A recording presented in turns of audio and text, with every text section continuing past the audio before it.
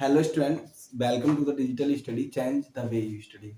आज मैं आपको कराने वाला हूँ 12th एनसीईआरटी मैथ एक्सरसाइज 1.1 और ये हमारा इस सेशन का पहली एक्सरसाइज है। इस सेशन की ये हमारी पहली एक्सरसाइज है, तो मैं सारे लोगों बच्चों से कहना चाहूँगा कि ज़्यादा से ज़्यादा बच्चे हमारे चैनल को सब्सक्राइब करें और शेयर करें और ज़्यादा से ज़्यादा बच्चों को ये हमारी ऑफलाइन क्लास भी, ये वाली क्लास हमारी ऑफलाइन भी चलती है, तो ज़्यादा से ज़्यादा बच्चे हमारे ऑफलाइन क्लास में भी आ सकते हैं और ऑनलाइन क्लास तो आपको रेगुलर रहेगी रहेगी। तो चलिए हम स्टार्ट करते हैं अपनी एक्सरसाइज 1.1 का। पहला क्वेश्चन है हमारा, मैं इसको पहले पढ़ देता हूँ कि क्वेश्चन की डिटेल क्या है। निम्नलिखित संख्याओं का एचसीएफ ज्ञात करने के लिए यूक्लिड विभाजन एल्गोरिथम का प्रयोग कीजिए। और इस क्वेश्चन में हमारे 3 क्वेश्चन है। तो हमारा वेरी फर्स्ट क्वेश्चन है इसका कि आपके पास पहला क्वेश्चन है कि आपको 135 एंड 225 जो ये दो नंबर है आपके पास, इन दोनों का एचसीएफ फाइंड आउट करना है। वो भी हमारा मेथड कौन सा है? यूक्लिड विभाजन एल्गोरिथम। तो देखिए आपने अब तक 6 7 8 6 7 8 तक जब भी सीखा आपने एचसीएफ निकालने का, एचसीएफ निकालने का गुणनखंड मेथड से आपने एचसीएफ निकाले अब तक। तो आज हम इस एक्सरसाइज में, क्योंकि आप 10th में हो तो इस एक्सरसाइज को सीखने की जरूरत है आपको, तो इसमें हम सीखेंगे यूक्लिड विभाजन एल्गोरिथम के मेथड से इसका एचसीएफ निकालना। तो मैं आप लोगों को करा चुका हूँ गुणनखंड विधि से एचसीएफ निकालना, कराया था, ठीक है, मैंने सिखा भी दिया 6 7 8 क्लास में हो। बट यहाँ पे हम किस मेथड से सीखेंगे? यूक्लिड विभाजन एल्गोरिथम मेथड से। तो यूक्लिड विभाजन एल्गोरिथम मेथड में हम क्या करते हैं कि हमें स्टेप वाइज करना पड़ता है। हम क्या करते हैं, एक बड़ा नंबर लेते हैं, बड़े नंबर को क्या करते हैं 225 हमारे पास, जैसा कि बड़ा नंबर इन दो नंबरों में, तो इस बड़े नंबर को हम, जो छोटा नंबर होता है हमारा 135, इससे क्या करते हैं डिवाइड करते हैं। क्या करते हैं? इससे डिवाइड करते हैं। तो 135 का हम टेबल रीड करेंगे, 1 टाइम रीड करेंगे तो क्या आएगा? 135 आएगा, है ना। अगर 2 टाइम रीड करेंगे तो कितना आएगा? 270 हो जाएगा। 35 के 2 गुणे 270, तो वो क्या हो जाएगा? ज्यादा हो जाएगा ना, तो हम क्या लेंगे? एक ही बार लेंगे। तो एक बार लेंगे तो 135 ही आएगा ना यहाँ पे। 5 से 5 ये गया तो कितना बचेगा? 0 बचेगा यहाँ पे। और यहाँ पे कैरी लेंगे तो 12 हो जाएंगे, 12 में से 3 जाएंगे तो 9 बचेंगे। यहाँ पे एक रह गया था, किसने एक इसे हासिल दे दिया था, तो यहाँ पर एक में से गया तो ये क्रॉस हो गया। अब आप क्या करेंगे, इसका जो है ना वो फैक्टर लिख लेंगे, इसके स्टेप लिख लेंगे। सॉल्व किया हमने, यहाँ पे आपने क्या करा, तो यहाँ पे क्या होता है, पहले लिखते हैं भाज्य। क्या से है? भाज्य। अब लिखते हैं भाजक। भाजक गुणा भागफल।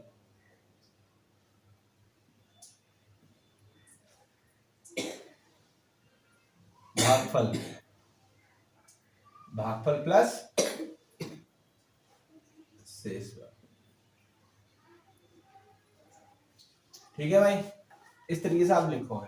तो आपके पास फिलहाल में भाजी क्या है? बीज, ये वाला भाज्य होता है जिसको हम भाग देते हैं। कौन सा भाज्य होता है? 225 को हमने भाज्य हमारा 225। अब हमने क्या करा, भाजक क्या हमारा 135, जिससे हमने भाग दिया है। भागफल क्या है? भागफल आपका यहाँ पर आता है, ये रहा भागफल।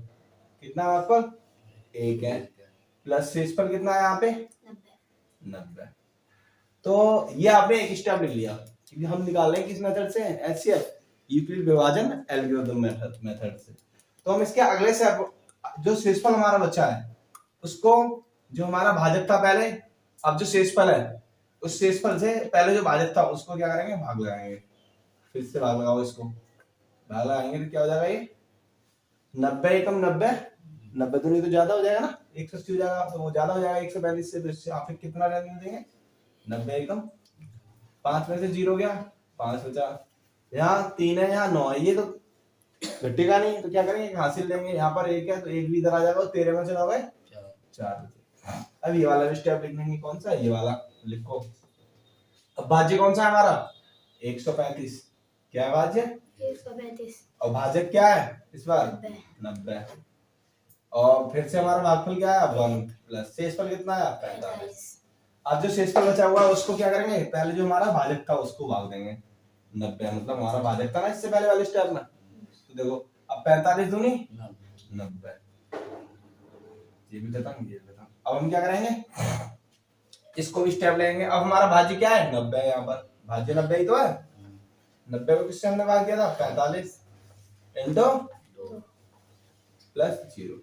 और जिस कंडीशन में आपका 0 से स्पन हो जाएगा, यहाँ पर 0 आ जाएगा, तब जो आपका भाजक होगा, यही तो भाजक है इसमें, वही क्या होगा, एचसीएफ कहलाता है। क्या होगा,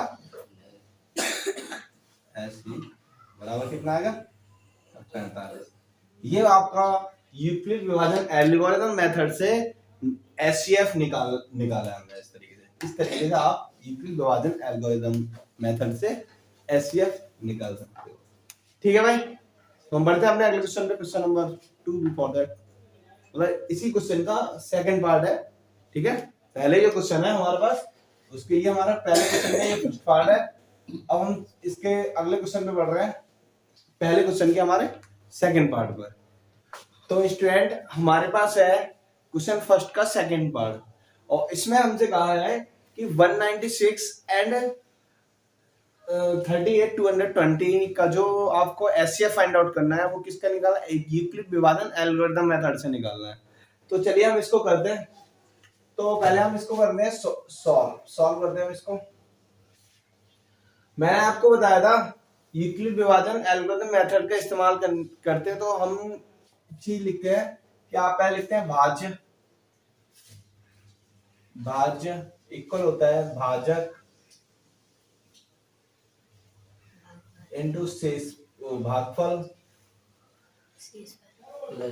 भागफल प्लस शेषफल। तो अब हम क्या करेंगे, इसमें पहले तो एक बड़ा वाला नंबर लेते हैं। बड़ा वाला नंबर क्या है हमारे पास, 38,220। 38,220 को आप क्या करेंगे, 196 से भाग करेंगे। अब देखो 196 से आप भाग करते हो इसको, तो देखो पहले मैं इसको 1 टाइम लूंगा, तो देखो 1 टाइम लूंगा, एक मतलब एक बार लूंगा, भाग करूंगा, तो ये कम दिख रहा है ना मेरे को, तो मैं इसको 2 बार करके देखता हूँ। पहले मैं देख रहा हूँ, ठीक है, 2 छिंग मारेगा 2 हासिल 1, 2 में 18 और 19 के 9 हासिल 1, ठीक है, और 2 एकम 2 और 1 3, 392। तो ये ज्यादा हो गया ना, ज्यादा हो गया तो हम इसको नहीं ले सकते, क्योंकि हमें 382 से छोटा रखना है। तो क्या करोगे आप, यहाँ पे कितना लोगे, एक ही वाल लोगे, कितना आएगा, 1 छक्का 6 और 1 नंबर 9, 1 एकम, यहाँ हासिल लोगे, यहाँ 12 हो जाएगा, 12 में से 6 जाएंगे तो कितना बचेंगे, 6 बचेंगे। यहाँ पे 7 रह गया था, इसने इसे दे दिया था, तो 7 हो जाएंगे। 7 में 7 के लिए आपको क्या करना पड़ेगा, यहाँ से हासिल लेना पड़ेगा, यहाँ 2 रह जाएंगे, यहाँ 17 हो जाएंगे, 17 में से 9 जाएंगे, यहाँ पे 8 बचेंगे आपके। यहाँ 2 रह गया तो 2 में से 1 गया, 1 बचा। नेक्स्ट टर्म नोट करोगे यहाँ पे 2 है ना, नेक्स्ट टर्म नोट करोगे 2। अब आप क्या करोगे, यहाँ पे देखो मैं यहाँ पर ऐसे ही मुझे पता है कि यहाँ पे 9 जाएगा, यहाँ पे 9 लोगे है ना, तो 19 निम्मा 171 इससे छोटा रहा और 19 ढाई 190 ज्यादा हो जाता, तो इसलिए 19 निम्मा भी आएगा ना।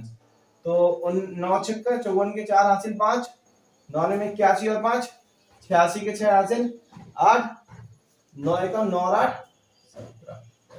यहाँ देखो आपने क्या करा, 12 हो गया था, ये हासिल लिया हमने, 12 हो जाएगा, 12 में 4 जाएंगे 8 बचेंगे, यहाँ पे एक 15 में 6 जाएंगे 9 बचेंगे। और यहाँ पर जब इसने एक इसे दे दिया हासिल, तो यहाँ 7 में 7 किया 0 बचा, ये भी खत्म हो गया, ये भी खत्म हो गया, ठीक है भाई, 98 बच रहा है, ये 0 आ गया आपका, है ना। आप क्या करोगे, यहाँ पर 5 टाइम ले लोगे आप, है ना। देखो 19 पंजे 85 होता है, 19 छक्का 96 होता है, वो ज्यादा हो जाएगा क्योंकि 6 भी तो बैठा है। 19 पंजे 85 लोगे, 85 के 5 छक 30 का 0 हासिल 3, 5 में 45 और 3 48 के 8 हासिल 4, 5 एकम 5 और 4 हो गया फिनिश। देखो अब ये आप एक बात कहोगे कि जैसे पूरी संख्या नहीं कट जाएगी तब तक एक स्टेप नहीं लिखा जाता, जब पूरी संख्या कट जाएगी तब एक स्टेप लिखा जाता है। अब हमारा केवल एक ही स्टेप लिखा जाएगा, उसी में हमारा एचसीएफ फाइंड आउट हो जाएगा। तो देखो क्या होगा, 38,220 आपका क्या है, एचसीएफ भाज्य है, और भाजक क्या है 196 है, भागफल क्या है 195 है, और शेषफल कितना आया 0 आया। तो एचसीएफ बराबर क्या हो गया, एचसीएफ बराबर 196 हो गया। यही आपका क्या है, एचसीएफ है। ठीक है भाई, तो बढ़ते हैं अपने फर्स्ट क्वेश्चन के थर्ड पार्ट पर। Before that pause the video to note it down. तो स्टूडेंट हमारे पास फर्स्ट क्वेश्चन का थर्ड पार्ट है, जिसमें हमें दिया हुआ है कि 867 एंड 255 का एचसीएफ निकालना है यूक्लिड विभाजन एल्गोरिथम मेथड से। तो सेम हमने जैसे दो क्वेश्चन इससे पहले इसके फर्स्ट क्वेश्चन के first part and second part किए हैं, उसी के बेस पे ये होने वाला है। तो देखिए हम कैसे करते हैं इसको। हम सबसे पहले लिखेंगे यूक्लिड विभाजन एल्गोरिथम वाली कंडीशन। तो भाज्य इक्वल क्या होता है आपका, भाजक गुणा भागफल प्लस शेषफल। ठीक है जी, सबसे पहले हम ये वाली कंडीशन लिखेंगे इसकी। और अब हम क्या करेंगे कि आपने देखा कि सबसे बड़ा नंबर क्या है 867 को आप क्या करोगे 255 से भाग देते हैं। तो 255 का कितने टाइम ले हम कि इससे ज्यादा ना हो 870 से। कितने बार लूं मैं इसको बताओ, 3 बार ले लूं। 3 पंजे 15 के 5 यहां से ले, 3 पंजे 15 और 1 17 के 7, 3 पंजे 15 और 1 16 के, 3 पंजे 15 के 5 यहां से ले, 3 पंजे 15 और 1 16 के 6 यहां से ले, 3 दूनी 6 और 1 7। अब मैं 4 ले लेता तो यहाँ पे ज्यादा हो जाता है इसकी गुणा करने से, 3 चौक जैसे 4 दूनी 8, और फिर इसकी भी मल्टीप्लाई होती तो ओवर हो जाता है, इसलिए मैंने इतने टाइम लिया है। तो यहाँ पे बचेगा आपका 2, यहाँ 0 आएगा, यहाँ पर 1 आएगा। ठीक है ना, और ये वाला हमारे कंप्लीट डिवाइड हो गया। तो हम एक स्टेप लिख सकते हैं, क्या लिख सकते हैं, ये सारे अंक कट जाएं, सारे अंक कट रहे हैं ना। यहाँ पे 3 टाइम 3 बार 3 डिजिट की आई ना ये संख्या, इसके बराबर किया क्योंकि वो संख्या जिसको हम भाग लगा रहे थे वो भी 3 डिजिट की थी, और ये भी 3 डिजिट की आई है, तभी तो 3 डिजिट हमारा रिमाइंडर आ रहा है, लास्ट वाले नंबर पे आ जाए। तभी हम क्या करते हैं इसका वो लिखते हैं हम इसका स्टेप। स्टेप कैसे लिखोगे, भाज्य क्या है 867 है, भाजक क्या आपका 255 है, और भागफल क्या आया था 3, शेषफल क्या आया 102। ठीक है, अब आप क्या करोगे, इस 102 से इस जो पहले हमारा भाजक था उसको भागोगे। भाजक क्या हमारा पहले वाला 255, 102 दूनी 204, 2 दूनी 4, 2 0 0 2 1 2, क्योंकि 102 तिहाई नहीं ले सकते क्योंकि ओवर हो जाएगा, 300 कुछ जाएगा जाके, है ना। तो आपका ये बचेगा 1, यहाँ बचेगा 5, और यहाँ भी बचेगा, खत्म हो जाएगा। ठीक है, अब इसका भी स्टेप लिख लो, किसको हमने भाग दिया है 102 को, है ना। हाँ, हमारा भाज्य क्या है यहाँ पे 255 है, इस बार क्या है 255, 255 भाजक 102 था, भागफल आया 2 प्लस शेषफल आया 51। सही भाई, 51 शेषफल। अब इस 51 शेषफल से आप क्या करोगे, भाजक किसको भाजक, ये कौन सा भाजक था 102, 102 को भाग दोगे, 102 दूनी 51 दूनी 102, हो गया काम खत्म। ये वाला स्टेप भी लिख दो, 102 क्या था 51 भाजक था आपका, इनटू गुणनफल क्या था 2 प्लस शेषफल आया 0। और जब 0 शेषफल आ जाए उस कंडीशन में जो भाजक होता है वही क्या हो जाता है आपका एचसीएफ हो जाता है। तो एचसीएफ क्या है यहाँ पे 51। तो बढ़ते हैं अपने अगले क्वेश्चन पर, question number 2। Before that pause the video to note it down. तो देखो, तो स्टूडेंट क्वेश्चन नंबर 2 है हमारा। मैंने जैसे कि बोर्ड पे लिख रखा है इस क्वेश्चन को, तो एक बार मैं इसको पढ़ता हूं। तो देखिए आपको देखा हुआ है बोर्ड पे दिख रहा है कि दर्शाइए कि कोई भी धनात्मक विषम पूर्णांक 6q+1 या 6q+3 या 6q+5 के रूप का होता है, जहां q कोई पूर्णांक है। तो उन्होंने कहा है कि कोई भी धनात्मक विषम पूर्णांक होगा वो इस फॉर्म, इन 3 फॉर्म का होगा, और जहां क्या है q कोई पूर्णांक है। तो हम इसको हमें इसको क्या करना है, प्रूव करके दिखाना है। तो हम इसको करते हैं, देखिए भाई कैसे प्रूव करना है, सॉल्व करते हैं। इसको सॉल्व करेंगे तभी तो आंसर लेके आएंगे, तभी तो हमें दिखाएगा, है ना। तो देखिए आपने देखा कि मैं ऐसा ही एक नॉर्मल सा एक वो ले लेता हूँ, एक व्यंजक सा ले लेता हूँ। जैसे कि हमारे पास है a = vq + r। क्या भाई a = vq + r, एक टाइप का कोई व्यंजक है। तो मैं आपको बता दूं जो r की जो वैल्यू होगी वो क्या होगी, जो r की जो वैल्यू होगी वो क्या होगी इस कंडीशन में। देखो a क्या है यहाँ पर भाज्य, v क्या है भाजक है जिससे हम भाग दे रहे हैं, q क्या है यहाँ पर भागफल है, प्लस r क्या है आपका रिमाइंडर है। तो यहाँ पे लिखा हुआ है q कोई धनात्मक पूर्णांक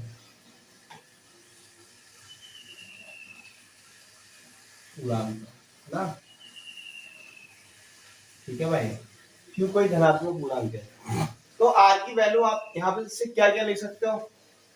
आर की वैल्यू क्या, देखो आर की वैल्यू क्या क्या हो सकती है इस कंडीशन के हिसाब से। आर क्या होगा आपका 0 होगा, आर 0 होगा, ठीक है, या 0 से बड़ा होगा। रिमाइंडर है वो हो सकता है, वो क्या हो सकता है 0 होगा या 0 से बड़ा हो सकता है, या फिर भाजक से क्या होगा छोटा होगा। समझ में आया नहीं कैसे, मैं बताऊं एक एग्जांपल है। अगर तुमने 6 को भाग लगाया 2 से, तो 2 दिया 6 हो जाएगा यहाँ पर, है ना, 2 दिया 6 हो जाएगा। अच्छा यहाँ पे 0 आया। अगर आपने यहाँ पे 7 ले लिया, क्या ले लिया 7 ले लिया, 7 को भाग लगाया 2 से, तो 2 दिया 6 और 1 बचा।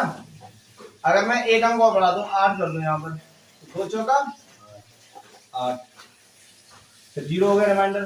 कहने का मतलब है भाजक क्या है हमारा दोनों कंडीशन में, दो ही है ना। लेकिन हमने वैल्यू कौन सी बदली है, भाज्य को बदला है। भाज्य को बदलने पर देखा पहले हमारा 6 था तो 0 आया भाज्यफल, फिर 7 करा हमने भाज्य को, तो आपका क्या रिमाइंडर 1 आया। फिर हमने एक अंक और बढ़ाया भाज्य को, तो कितना आया 0 आया। अगर हम 9 करते हैं फिर 1 आएगा, क्या आएगा 2 चौक 8 ही तो जाएगा, फिर 1 बचेगा। अगर हम 10 करते हैं तो रिमाइंडर कितना आएगा 2 पंजे 10, तो रिमाइंडर कितना है 0 आया। तो हर कंडीशन में हमने देखा कि भाज्य से हमेशा जो रिमाइंडर होता है छोटा ही आता है, मतलब देखो ना छोटा आ रहा है, हर बार छोटा मिल रहा है। देखो ये भी है, ये भी है और ये भी है, ये कभी 2 के बराबर आया रिमाइंडर। अरे जो भाज्य जो आपका जो शेषफल है वो कभी 2 के इक्वल आया नहीं आया। तो आप इसीलिए लिखेंगे हमने क्या माना था यहाँ पे, ये भाजक का हमारा क्या था, इससे तो हम भाजक भाग दे रहे हैं यहाँ पे, और इस भाजक से क्या आएगा, हम ये हमेशा छोटा आएगा या 0 आएगा 0 से बड़ा आएगा। देखो या तो 0 आया है या 0 से बड़ा आया है, क्या भाजक के बराबर आया नहीं आया। भाजक से क्या आएगा b से हमेशा छोटा आएगा। तो आपके पास ये इस फॉर्म का है, तो मैं इसको लिखता हूँ, इसको लिखता हूँ a equal 6q plus R. इस फॉर्म का इस तरीके से लिख सकता हूँ इसको, इस वाले को 6q प्लस आर। देखो आपका क्या भाजक क्या है 6 है, यहाँ पर इस कंडीशन में भाजक 6 होगा। रिमाइंडर बदल सकता है, भाज्य बदल सकता है, क्या भाजक बदल सकता है नहीं बदल सकता। तो आप देखो यहाँ पर क्या हो जाएगा, आर की वैल्यू यहाँ से क्या क्या हो सकती है, कोई बताएगा मुझे। आर की वैल्यू आप बता सकते हो, 0 तो होगा ही होगा, आर की वैल्यू 0 होगी या 0 से बड़ी होगी।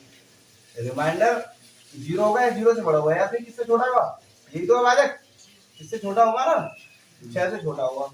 तो आर की वैल्यू क्या क्या हो सकती है इस कंडीशन की, आर बराबर हो सकता है 0 1 2 3 4 और 5। 6 नहीं हो सकता, क्योंकि 6 होने पर क्या हो जाएगा, बात ही खत्म हो जाएगी, हो ही नहीं सकता ऐसी कंडीशन। देखो ना यहाँ पे आया नहीं, कोई भी ले लो नंबर, है ना, तो वो चीज है यहाँ पे समझने वाली। थोड़ा ध्यान देना कि कभी भी जो शेषफल होता है वो भाजक के बराबर नहीं होता है ना, इस चीज का थोड़ा ध्यान देना। तुम लोगों को ध्यान मिटा दिया तुम्हारा। तो आर की वैल्यू आप क्या करोगे, इसमें पुट करोगे। आर की वैल्यू कितनी हो सकती है, इससे ज्यादा नहीं हो सकती है। आर की वैल्यू 0, तो ए बराबर एक कंडीशन तो ये बन जाएगी, यहां से लिखता हूं ए इक्वल 6q प्लस 0। दूसरी बन जाएगी आपकी ए इक्वल 6q प्लस 1, ये वाला 1 लग दिया आपकी जगह पे।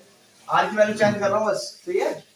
और a equal 6q plus 2, a equal 6q plus 3, a equal 6q plus 4, a equal 6q plus 5। तो हमने देखा था कि आपने क्या करा, q जहां कोई धनात्मक पूर्णांक है, क्या q कोई भी धनात्मक पूर्णांक है, तो q की जगह पर कोई भी एक वैल्यू रखकर देखो, q की जगह पर कोई भी वैल्यू रखकर देखो, चाहे 1 रखो चाहे 2 रखो, q कोई भी धनात्मक पूर्णांक है।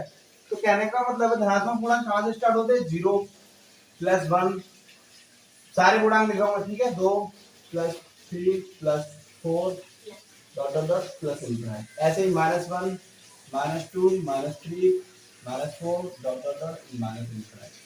तो ये तो नेगेटिव ऋणात्मक पूर्णांक, ये हो गए धनात्मक पूर्णांक।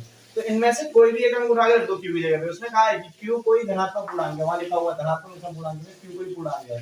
तो क्यू की वैल्यू में क्या कर रहा हूँ, कोई भी एक रखता हूँ, 1 रखता हूँ यहाँ पर, क्यू की जगह पे 1 रखूंगा मैं यहाँ पर। तो ए बराबर कितना आएगा, 1 रख रहा हूँ यहाँ पर, प्लस 0 है, 1 रखता हूँ 6 एकम प्लस 0 क्या हो गया, बस 0 ही आया। ए बराबर क्या आया, 1 रखा यहाँ पर तो 6, 6 एकम 6 और 1 7, 6 1 रखा 6 एकम 6 और 2 8, यहाँ भी 1 रखा 6, ए बराबर 9 आया। यहाँ भी 1 रखकर देखा मैंने तो ए बराबर कितना आया, 10 आया। 6q + 5 मतलब बराबर 11 आया, है ना।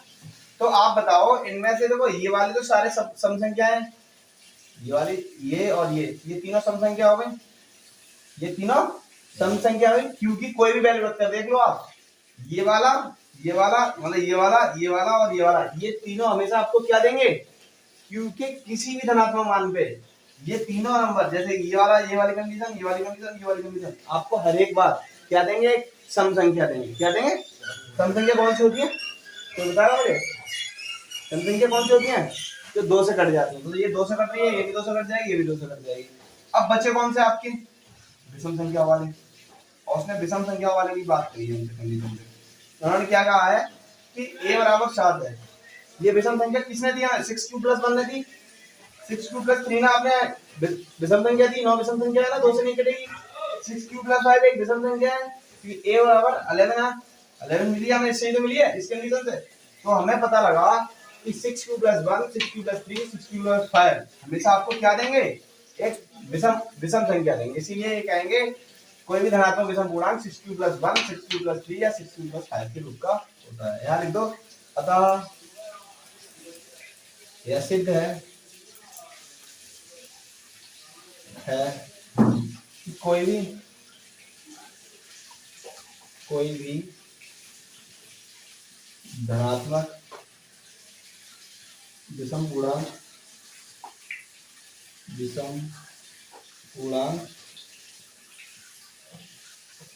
6q + 1, 6q + 3, 6q + 5 के रूप का होता। ठीक है भाई। तो स्टूडेंट बढ़ते हैं हम अपने अगले क्वेश्चन पे, question number 3। Before that pause the video to note it down. तो स्टूडेंट हमारे पास क्वेश्चन नंबर 3 है, किसी परेड में 616 सदस्यों वाली एक सेना आर्मी की टुकड़ी को 32 सदस्यों वाली एक आर्मी बैंड के पीछे मार्च करना है। दोनों समूह को समान संख्या वाले स्तंभों में मार्च करना है। उन स्तंभों की अधिकतम संख्या क्या है जिसमें वे मार्च कर सकते हैं। देखो इस क्वेश्चन में क्या दिया हुआ है कि 616 सदस्यों की एक ओवरऑल पूरी टुकड़ी कितनी है, कितने लोग हैं उसमें, सारी पूरी टुकड़ी में 616। और उन्होंने कहा है कि 32 सदस्यों वाले एक आर्मी बैंड है, 32 सदस्यों वाला एक आर्मी बैंड है ना। अब 32 सदस्यों वाला एक आर्मी बैंड है, उसके पीछे कितने लोग हैं,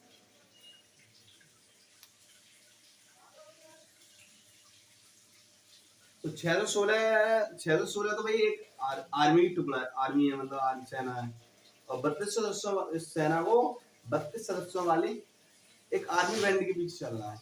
कहने का मतलब क्या है कि 32 सदस्यों वाले आर्मी बैंड के पीछे चल रहा है। तो उन्होंने ये बात कही है कि सेना कितनी है भाई हमारे पास, सेना की संख्या क्या है, सेना की संख्या हमारे पास 616। और आर्मी बैंड सेना की संख्या कितनी है, और जो आर्मी बैंड है हमारे पास, आर्मी बैंड की सदस्य कितना है, सदस्य वो कितना है, 32 है। अब उन्होंने ये बात कहा है, उन्होंने ये बात कही है हमारे लिए। अब इसको हमें सॉल्व करना है। क्वेश्चन में दिया हुआ है कि अधिकतम पंक्ति कितनी होनी चाहिए कि उतनी ही पंक्तियों में क्या आ जाए, हमारे आर्मी बैंड वाले आ जाए, और उन्हीं पंक्तियों में क्या हो जाए, सेना हो जाए। उनका मतलब है कि जैसे कि हमारे पास हम आर्मी बैंड की 1 2 3 4 डॉट डॉट डॉट जितनी भी पंक्तियां बनाते हैं, मतलब इनको जितनी पंक्तियों में बांटते हैं हम, उतनी ही पंक्तियों में क्या हो जाए, ये भी आपके उतनी पंक्तियों में आ जाए। कहने का मतलब है कि जैसे कि आपने देखा कि 32 है, ये आर्मी बैंड के साथ कितने हैं, 32 है, और सेना की संख्या कितनी है, 616 है। अब मान लो, जैसे कि मैं आपको एक एग्जांपल के तौर पे बताता हूँ कि आपके पास कुछ चीजें हैं, कुछ चीजें हैं, जैसे आपके पास है चार चार पेन है और 6 क्या है, 4 पेन है और 6 रबड़ है। तो मैंने बताया कि पेन को जैसे रखना है, उनके पीछे रबड़ों की संख्या कितनी हो जाए, जितनी पेनों की संख्या हो उतनी पेनों की लाइनों में रबड़ों की संख्या को बढ़ा के रख दिया जाए। तो किस तरीके से रखोगे भाई, आप चार पेन है हमारे पास, 4 और 6 का क्या लोगे, मासा ही तो लोगे, क्या लोगे, मासा लोगे। तो एक एक पंक्ति में कितने पेन रख सकते हो, 2 पेन रख दोगे, है ना, 2 रख दोगे, दोनों 4 पेन हो गए, और दोनों 2 पंक्तियों में क्या कर दोगे, 2 पंक्तियों में रबड़ों की संख्या 3 कर दोगे। कहने का मतलब है लाइनों की संख्या तो उतनी रहे, है ना, जितने आर्मी बैंड की एक लाइन की जमान है, उस लाइनें भी उतनी रहे, जितनी आर्मी आर्मी बैंड है ना उतनी ही लाइनें रहे। बट अब आर्मी की सेना है, उसकी सेना में आर्मी मतलब आर्मी की सेना तो बढ़ जाए, लेकिन ये संख्या ना बढ़े। तो इस कंडीशन के लिए क्या करेंगे, हम इसका मासा लेंगे। क्या करेंगे भाई, मासा कैसे लोगे आप, मासा ले लो, इसका देखो मासा लो 616 का, 616 का मासा लेंगे, 32 से हम भाग करेंगे, तो 32 से भाग करेंगे तो 32 दूनी 64, ये ज्यादा हो जाएगा, देखो 32 दूनी 64, ये ज्यादा हो जाएगा। जब ये ज्यादा हो जाएगा तो हम 32 से कम 32 बार लेंगे, तो यहाँ पे क्या बचेगा, यहाँ 11 हो जाएगा, 11 में से दो जाएंगे, कितने बचेंगे भाई, 9 बचेंगे, और यहाँ 5 रह गया था, इसने से ज्यादा हो तो 5 में से 3 जाएंगे, 2 बचेंगे, यहाँ 6 आएगा, नोट कर लेंगे 6।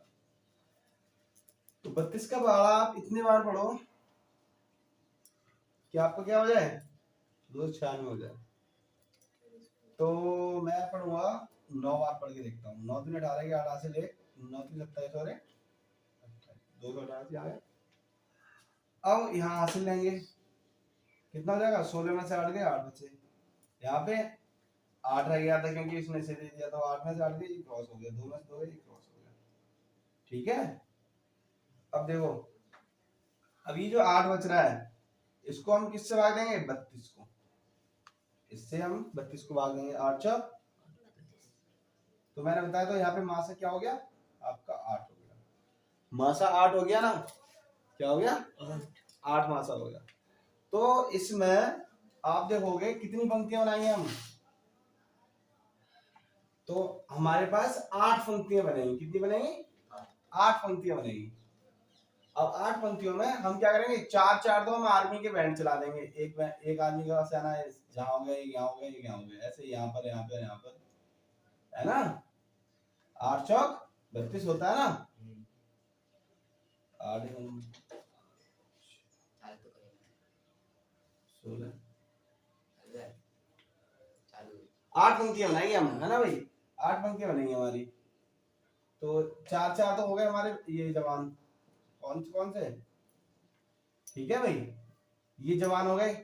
तो 8 चौक 32, तो ये टोटल जवान आ गए आर्मी बैंड के, ठीक है, आर्मी बैंड के सदस्य कितने हो गए, 8 चौक 32 हो गए। अब इसमें अगर हम 8 से इस 616 को डिवाइड करें तो एक पंक्ति में हमारे कितने सदस्य आएंगे, 616 को डिवाइड कर दो 8 से, 8 8 टू 8 टू 64, 8 7 56, है ना भाई, 11 में 6 गए, 5 में क्रॉस हो गया, 4 7 56। तो हमारे एक पंक्तियों में कितने सदस्य होंगे, 57 होंगे, ऐसे, ठीक है, ऐसे 57 है, इसमें होंगे 57, इसमें होंगे 57, इसमें होंगे, सारे में 57। लेकिन हमारी पंक्तियों की संख्या उतनी नहीं, एक पंक्ति हमने इस तरीके से बांटना था हमारे लिए, जितनी पंक्तियां हो उतनी पंक्तियां किसकी हो, सेना के जवानों की हो। बट सेना के जवानों की संख्या एक पंक्ति में ज्यादा हो जाए उससे कोई मैटर नहीं है, ठीक है ना। उन्होंने क्या कहा है कि पंक्तियां क्या हो, इक्वल होनी चाहिए, पंक्तियां क्या होंगी, अब देखो यहाँ भी 8 पंक्तियां होंगी और यहाँ भी 8 पंक्तियां होंगी, और इस सेना के जवानों की संख्या कितनी होगी, एक पंक्ति में 77 होगी, और आर्मी बैंड के सदस्य की संख्या कितनी होगी, 4 होगी, है ना भाई। तो ये समझ में आ रहा है सबके क्वेश्चन। तो हम बढ़ते हैं अपने अगले क्वेश्चन पे, question number 4 before that pause the video to note it down. तो स्टूडेंट हमारे लिए क्वेश्चन नंबर 4 दिया है, यूक्लिड विभाजन प्रमेय का प्रयोग करके दर्शाइए कि किसी धनात्मक पूर्णांक का वर्ग किसी पूर्णांक m के लिए 3m या 3m+1 के रूप का होता है। चलिए हम इसको सॉल्व करते हैं। तो मैं आपको बता दूं कि हमारे पास जो व्यंजक होता है a equal b plus r होता है। तो मैंने बताया था आपको जो b की जो वैल्यू r जो रिमाइंडर होता है, r की वैल्यू जो होती है वो b से छोटी होती है, ग्रेटर देन इक्वल टू होती है 0 के। तो हमारे पास यहाँ पे जो कंडीशन है वो क्या है, a equal 3q plus r। यहाँ पर r की वैल्यू क्या हो जाएंगे हमारे पास, 3 से छोटी होंगी और बड़ी होंगी या बराबर होंगी 0। तो r की value is greater than equal to 0 and less than 3। तो हमारे पास r की वैल्यू यहाँ पर हो सकती है 0 1 2 3। अब यहाँ पर हम r की वैल्यू पुट करेंगे, तो हमारे पास r यहाँ से समीकरण निकल के आएंगे 3q प्लस 0। तो a इक्वल आएगा 3q और r की वैल्यू 1 पुट करेंगे हम यहाँ पर 0 1 2 होगी only value, step by step लिख के आना है। a इक्वल 3q होगी, a इक्वल होगी आपके हमारी 3q plus 1 and a equal होगी हमारे 3q प्लस 2। तो हम जो उन्होंने कहा है कि इस धनात्मक पूर्णांक का वर्ग, तो इन पूर्णांकों का हम वर्ग करेंगे तो इन पे भी हम स्क्वायर लगाएंगे और इनके पूर्णांकों का वर्ग m के लिए 3m या 3m+1 के रूप का होता है। हमें ये प्रूव करना है या दिखाना है। तो ये हो जाएगा हमारे पास 9q², ये हो जाएगा हमारा 9q² प्लस 1 प्लस का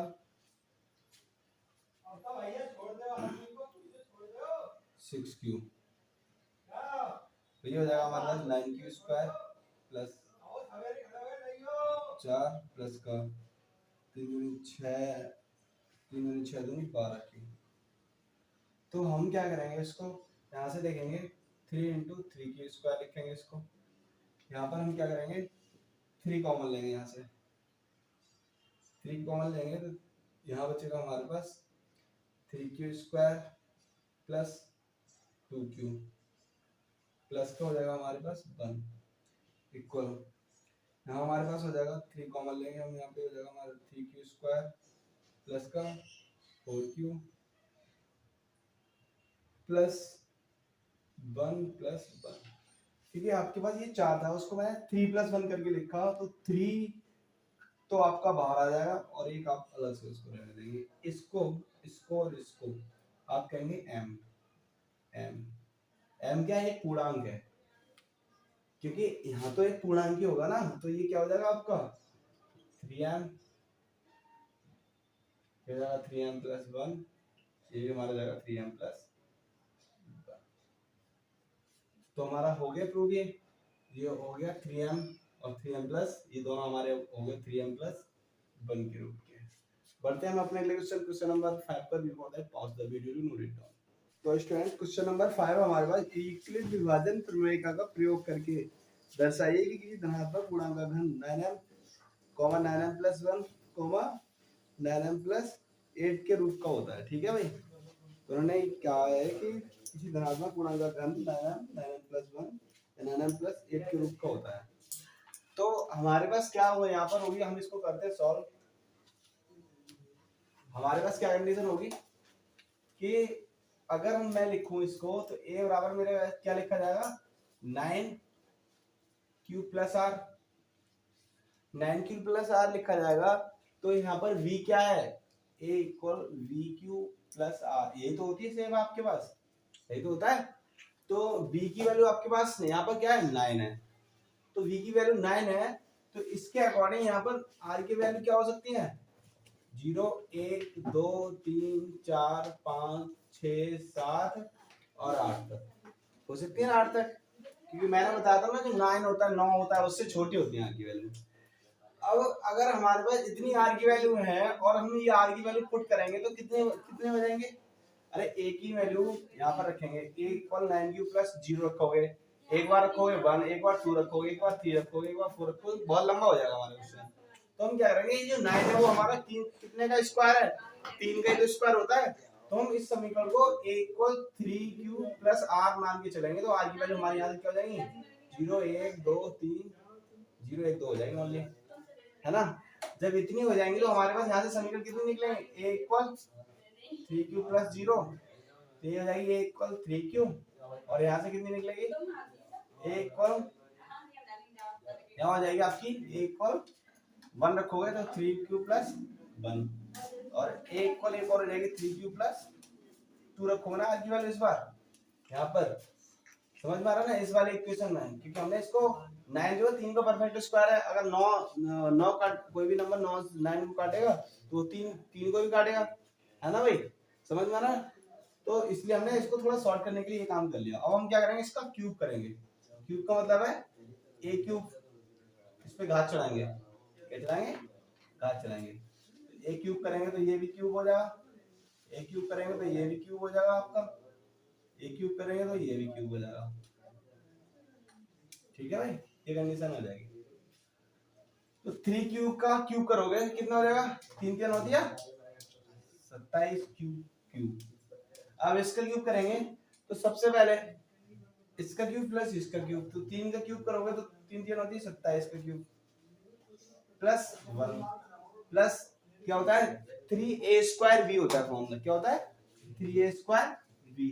तो क्या हो जाएगा, ये a स्क्वायर कितना है आपके पास, ये हो जाएगा ये है ना, फॉर्मूला क्या होता है आपके पास 3a स्क्वायर b, तो a स्क्वायर होगा 9q स्क्वायर, 9 3 27 क्यू हो जाएगा q स्क्वायर प्लस ये हो जाएगा क्योंकि 9q प्लस केवल 9q,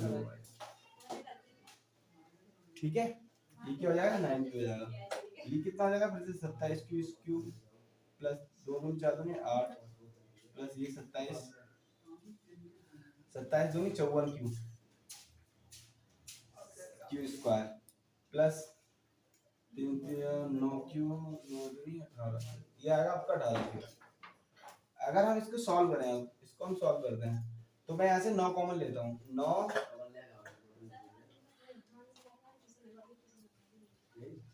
9 इंटू 3q, क्या हो गया 9 इंटू 3q। अब यहाँ से देखो मैं 9 कॉमन लेता हूँ, देखो इसमें से 9 कॉमन आएगा, इसमें से 9 कॉमन आएगा, इसमें से भी 9 कॉमन आ जाएगा, तो लेता हूँ मैं 9 कॉमन ले लिया, तो 9 दिया, ये क्या होगा 3q, यहाँ पे क्या बचेगा 3q स्क्वायर प्लस का यहाँ क्या बचेगा केवल q, और ये वाला ब्रैकेट लगा के +1 अलग कर दो, क्योंकि हमारे लिए इन तीनों में से तो कॉमन मिला है, इसमें से थोड़ा मिला है कॉमन, इक्वल यहाँ से एक यहाँ से कॉमन आएगा, यहाँ से कॉमन आएगा, यहाँ से कॉमन आएगा, ठीक है, समझ में आ रहा है ना। तो देखो